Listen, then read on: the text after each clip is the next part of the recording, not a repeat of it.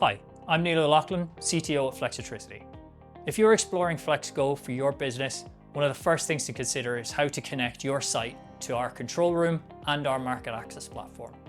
There are different options depending on the type, size, and complexity of your site.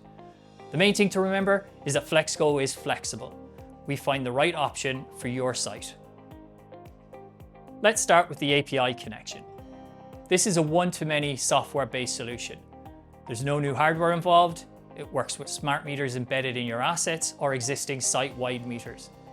This method is ideal for third-party platform providers, such as EV charge point operators, equipment manufacturers, or energy management systems that can send monitoring data and receive control signals via our FlexGO API endpoint. The FlexGO device is an interface and metering device we provide.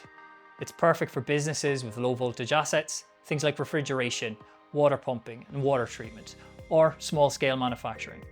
Your own technicians can install the box using our easy step-by-step guide.